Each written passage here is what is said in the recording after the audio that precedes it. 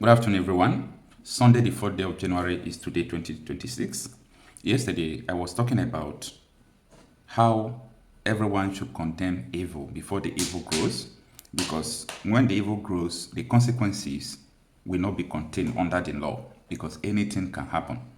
I was saying that because of our mothers, brothers, fathers, children who have been in the IDP camp for over 10 years in Benue State, in Plateau State, in Adamawa State, and from across the country. Only Benue State, 600,000, over 600,000 people are there just in one state. And we have 36 states plus the Federal Capital Territory in Nigeria, for you to understand the level of evil going on in Nigeria. Now, I am saying this because I don't think Tinubu knows what he is into.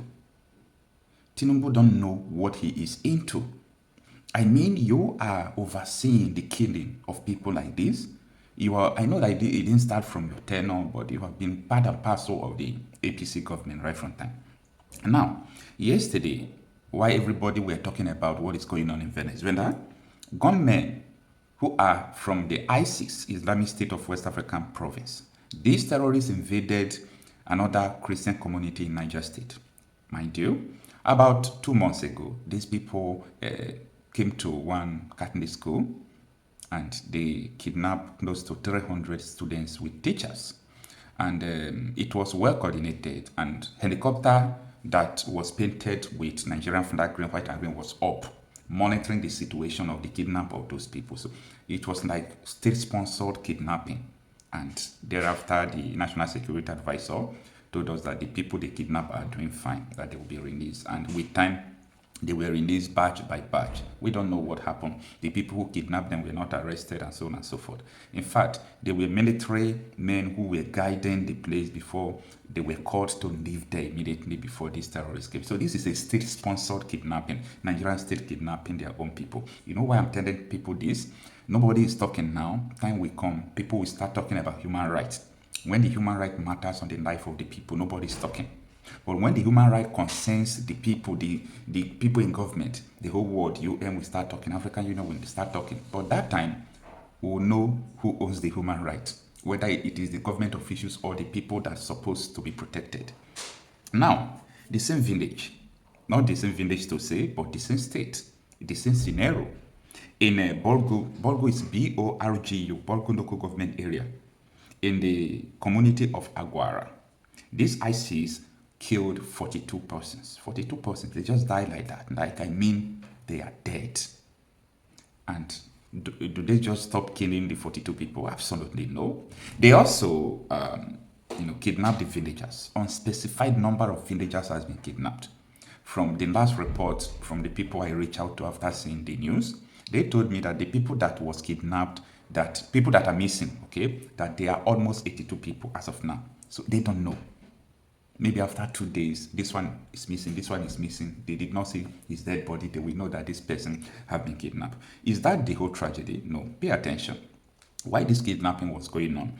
They said that they put on calls. They did not tell me how many times they put on the calls. But they put on calls upon calls because this thing happened for hours. No security operative, nothing whatsoever.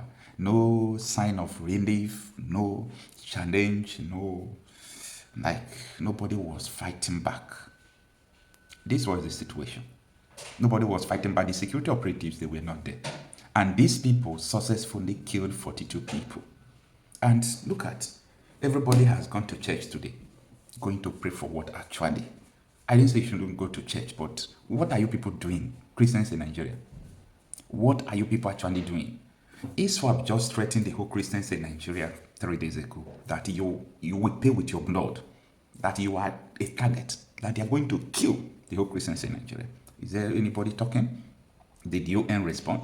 African Union did not respond. ECOWAS did not respond. Oh, very good. Clap for them. But time will come, UN is going to respond. But when they are going to respond, they will respond when these terrorists and their financiers are being crushed. They will start talking about human rights. But look at what is going on. Now, one of the people from this community lamented. His name is Sminder Nivinus. He was complaining about the absence of security in these places. Now, if actually Tinubu wants to do something, or if actually Nigeria is serious, These are the prone cities or communities to terrorist attacks. These are the places where the police are needed, where the military are needed. These are the places where the security operatives are needed. But what do? They make sure that the security operatives won't be here. And they have made Nigeria to be a country where citizens can't own gun to defend themselves. But these terrorists are being pampered. They are giving them AK-47, doing the work of turning this Nigeria into a Sharia state. What Boko Haram said in 2012, that they are going to kill Christians from the north if they did not leave the north. This is 2026. ISWAP is repeating the same attack. What did ISWAP say? The whole Christians in Nigeria will pay with their blood. But they have one thing that they can do to save themselves. It's either you convert to Islam. If you fail to convert to Islam, then you pay jizya tax to ISWAP. If you fail to pay these taxes to ISWAP, then you will pay with your blood. Shall we continue to live like this? It is important for people to know. Let me be clear. It is better for Nigeria to end than for this to continue while Nigeria government monitor this situation. They monitor it, they oversee it. Their best can never be enough because they are complicit in the government. Where do we go from here? I've served the military intelligence for the past 35 years. It has always been the case. Our problem is religion and social-cultural. I mean, people will expect me to come here and start talking about kinetics, about operation and so on. I've been an operational commander all my life. I've commanded warships, I've commanded troops, I've commanded men outside Nigeria and so on. But I'm not going to come to your station to discuss kinetics. The problem is not kinetics. In 2017, 2016, I'm always a member of the Security and Intelligence Brief at the Defense Headquarters. I said the center of gravity of Boko Haram and insurgency in Nigeria are the sponsors of that program. It was beyond us. Because the job we need to do is kinetics.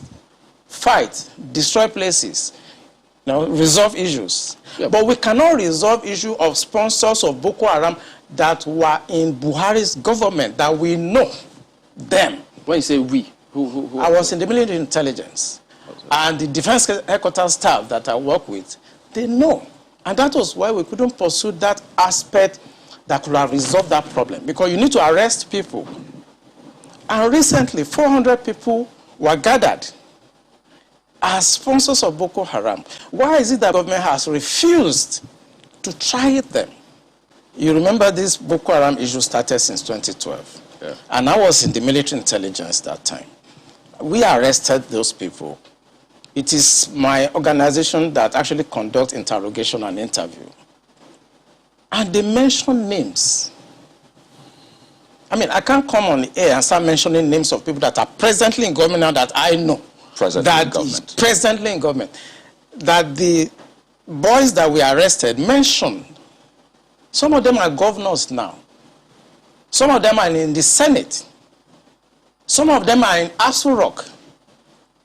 Why should a government try to cause this kind of embarrassment and insecurity to the sense of what happened yesterday? And the solution I gave them in 2017, because when I identified the center of gravity for General Shocking, and they couldn't pursue it, because some of them were ministers. And what I'm saying now, the Department of State Services are listening to me. They know them. Yeah, Commodore. So the solution I gave them was that if we can't pursue the policy strategic level, because the people that we need to talk to are also, going to be difficult to deal with. I said what they should do now is to conduct two things. We should buy blimps. The blimps are not UAVs. They are not drones. Blimps are equipment that can fly up to 10,000 feet, 30,000 feet. static if you want, mobile if you want, and they carry a lot of payload. We saw them in Afghanistan. We saw them in Kenya. This will be something that can give us real-time intelligence. And we can know where these bandits or terrorists, where they emanate from, when they finish operations as they've done, where they go back to. Okay. Well, let's They pick did up on... not buy this equipment up to. This government does not want to resolve this problem. They are escalating it because of tribal and religious sentiments. So when you say this government does not want to resolve it, don't forget the same government has purchased. In fact, they're going to induct the Kanu jet because of, I mean, the insecurity situation. They have, the president has had to change guards, as it were, as a result of people's clamor. I imagine if that was not in the thinking, why would you go that length to make some of the, you know, some of the pronouncements, the meetings that have happened, the purchase, the change of guard and the rest? Why would they do all that if they don't want to sort this? Because that is not the solution. What you just mentioned is not the solution. When you have a problem at policy level, strategic level, operational level, when you have a problem, what you need to do is to identify the center of gravity of that problem and attack it. That's what you do. What they are doing is not attacking the center of gravity of the problem of Boko Haram and insurgency. So if the president is buying Super Tucano, is changing service chiefs, that is not the solution. We are looking at the wrong side. It's not kinetic. It's politics. Are you ruling out kinetic altogether? I can't rule out kinetic because so it's a spectrum. It's a spectrum, you know, so you can't rule out something. But the center of gravity is what they should look at. And what is it? I'm saying it on this channel. It is the sponsor of Boko Haram and bandits. And speaking about the sponsors, you know, when you say the DSS, and yeah, they could be listening to you, but so they profile, part of their responsibility is to profile all of these persons before they either vie for elections or before, excuse me, they are nominated for any of these positions. Doesn't that happen? Don't they get intel and say, look, this and this is what we found, and then we don't think that this should proceed further? Doesn't that happen? It does. You know, when I worked with the DSS in 2007, because when Yar'Adua approved the operational order that we did, we now have to work together as a team. He actually forced all of us to sit down together and work together. I was surprised at the tremendous amount of information had by DSS. I was shocked. We in DI, I was in Defense Intelligence Agency, and when they were forced to bring out the files, I was shocked. They have so much information at DSS presently as I'm talking about what I'm talking about. They have. But you see, if a fish is going to get spoiled, it's going to start getting spoiled from the head. The DSS will not do anything except the Commander-in-Chief's body language shows that this is the direction I want to go. That is where the problem is. The DSS has tremendous information.